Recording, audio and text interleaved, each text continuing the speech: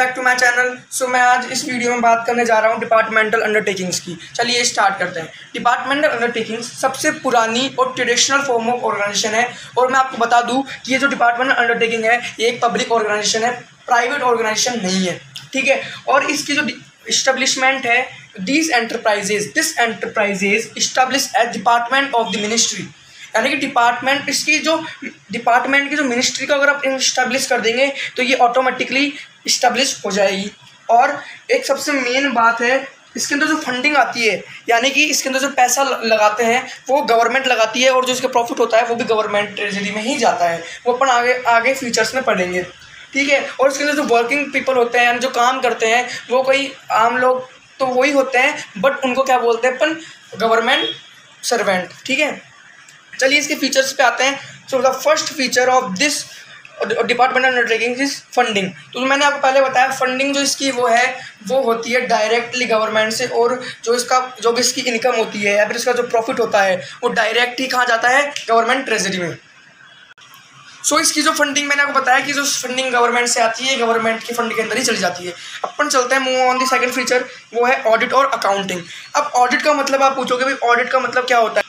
जो ऑडिट का मतलब होता है वो एक अकाउंटिंग टर्म से ही रिलेटेड होता है, यानी कि जो भी अपन नॉर्मली अगर अपन रियल लाइफ में देखें, अगर अपन कोई बिजनेस करते हैं तो उसको अपन अकाउंटिंग रखना पड़ता है, अपन को पूरा अकाउंट्स का रखना पड़ता है, वही होता है अकाउंट से रिलेटेड ये ऑडिट होता है। अगर आप फर्दर क्लासेस में आओगे तो उसका मतलब आपको और अच्छी तरह समझ में आ जाएगा। तो इसके अंदर जो ऑडिट और अकाउंटिंग होती है ना, वो गवर्नमेंट जैसे प्राइवेट में जो रूल एप्लीकेबल है अकाउंटिंग और ऑडिट के रिलेटेड, वही गवर्नमेंट के अंदर भी रिलेटेड उसी टाइप से अकाउंटिंग रूल करेगी, ठीक है।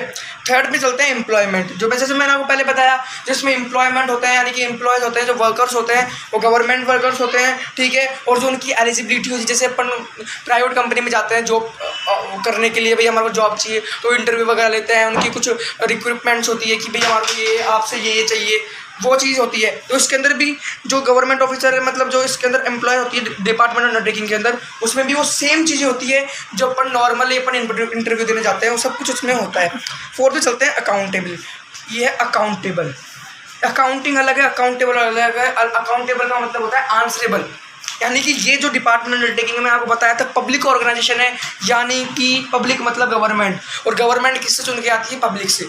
तो सीधा सिंपल सी बात है कि जो डिपार्टमेंट अंडरटेकिंग है वो पूरा किसका ख्याल रखेगी, पब्लिक का ख्याल रखेगी।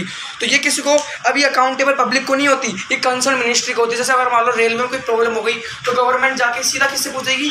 मैंने आपको बताया था इसमें फॉर्मेशन में बताया था कि मिनिस्ट्री, अपन ने बताया था ना इसके अंदर मिनिस्ट्री होती है, तो मिनिस्ट्री से जाके पूछेगी, उस पर्टिकुलर मिनिस्ट्री से जाके पूछेगी कि ये प्रॉब्लम कैसे जनरेट हुई और उसका सोल्यूशन क्या होगा।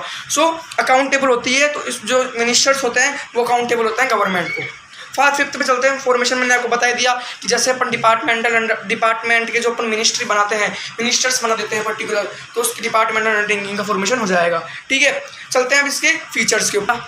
फीचर्स तो अपन ने कंप्लीट कर लिए, अब चलते हैं अपन इसके मेरिट्स के ऊपर।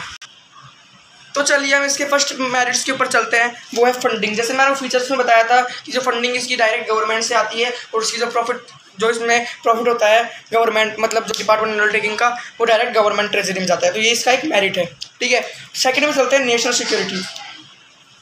नेशनल सिक्योरिटी में अपन चलते हैं। तो नेशनल सिक्योरिटी क्या होती है, वो होती है कि एक तो इसके अंदर जो सुपरविजन होता है, यानी कि जो हेड होता है वो होता है गवर्नमेंट का। मैंने आपको बताया था जो भी वर्कर्स होंगे, कोई हेड होगा, सब गवर्नमेंट ऑफिसर्स होंगे।